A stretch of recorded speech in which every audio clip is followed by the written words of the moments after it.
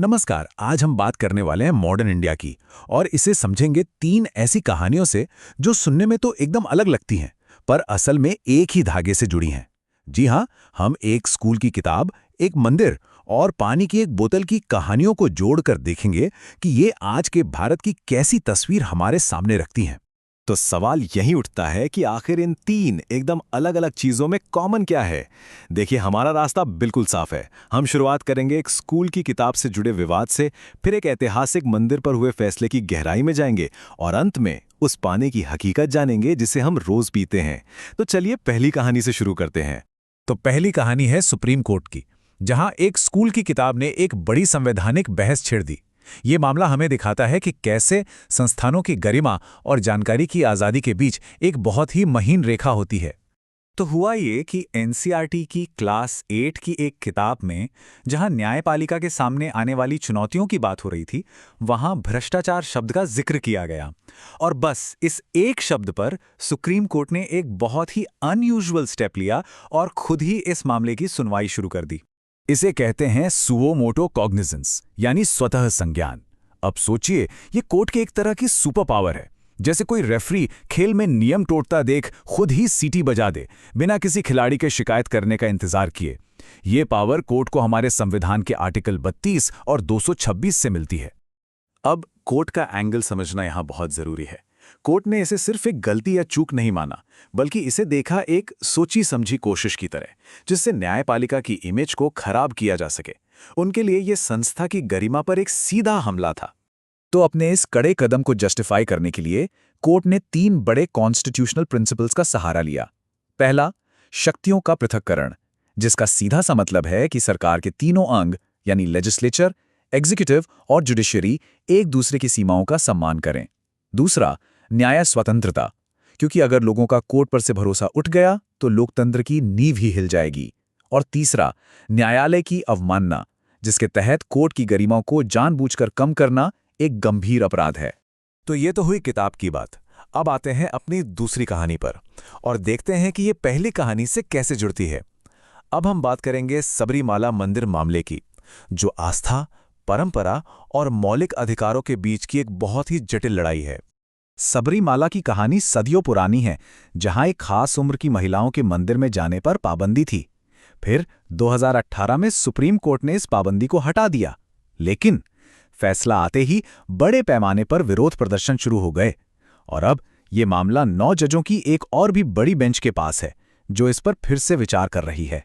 देखिए, इस पूरे मामले के सेंटर में एक बहुत बड़ा कानूनी सवाल है कि कोई भी कोर्ट धार्मिक मामलों को, धार्मिक प्रथाओं को परखेगा कैसे।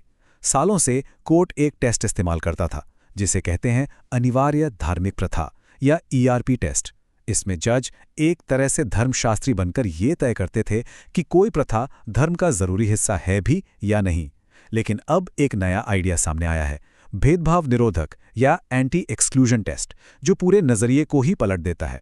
तो ये जो नया एंटी एक्सक्लूजन टेस्ट है, ये गेम को पूरी तरह से बदल सकता है। चलिए समझते हैं कि ये है क्या और ये पुराने तरीके से इतना अलग क्यों है। तो इस नए टेस्ट के 3 मेन पिलर्स हैं। पहला और सबसे जरूरी, डिग्निटी, यानी व्यक्ति की गरिमा। ये टेस्ट पूछता है कि क्या कोई प्रथा किसी को समाज से बाहर करती है या उसे छोटा महसूस कराती है। दूसरा है संविधान का चश्मा, मतलब कोई भी धार्मिक प्रथा देश के संविधान से ऊपर नहीं हो सकती। और तीसरा है सामाजिक असर या सोशल इंपैक्ट। अगर कोई प्रथा किसी ग्रुप को अशुद्ध बताकर पब्लिक लाइफ से दूर करती है तो वो गैर कानूनी है। इससे फर्क नहीं पड़ता कि वो कितनी पुरानी है। मतलब अब फोकस धर्म की किताबों से हटकर इंसान के अधिकारों पर आ गया है। तो कोर्ट और संविधान की बहसों से निकलकर अब आते हैं एक ऐसी चीज पर जो हम सबकी रोज की जिंदगी से जुड़ी है, बोतल बंद पानी। जिस पानी को हम एकदम सेफ समझकर पीते हैं, क्या वाकई वो उतना सुरक्षित है? ये आंकड़ा जरा ध्यान से देखिए, 212। भारत में जब बोतलबंद पानी के कुछ सैंपल टेस्ट किए गए तो हर एक लीटर में औसतन 212 माइक्रोप्लास्टिक के कण मिले। ये नंबर वाकई में हमें समस्या की गंभीरता के बारे में सोचने पर मजबूर करता है। तो सवाल ये है कि आखिर इस पानी में छिपा क्या है। पहली चीज है माइक्रोप्लास्टिक्स।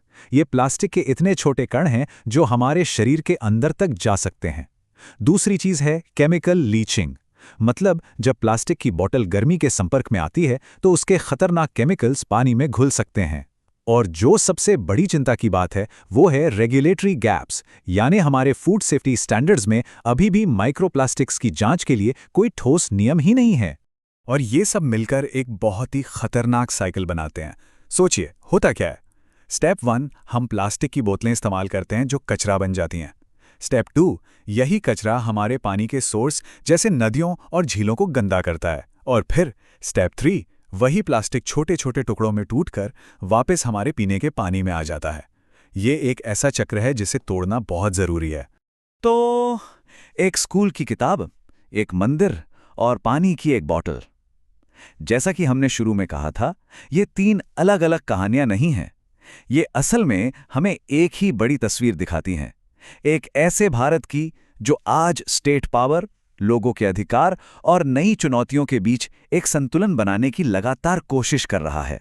और इन सभी मुश्किलों से निपटने का जो फ्रेमवर्क है वो हमें हमारा संविधान देता है। जैसा कि इस कोट में कहा गया है, भारत का संविधान सिर्फ एक कानून की किताब नहीं है बल्कि ट्रांसफॉर्मेटिव दस्तावेज है।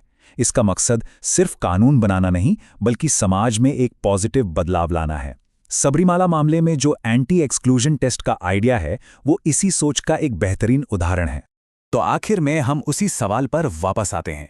जब लोगों के अधिकार, सदियों पुरानी परंपराएं और हम सब की सुरक्षा, जब ये सब आपस में टकराते हैं तो वो लकीर कौन खींचेगा?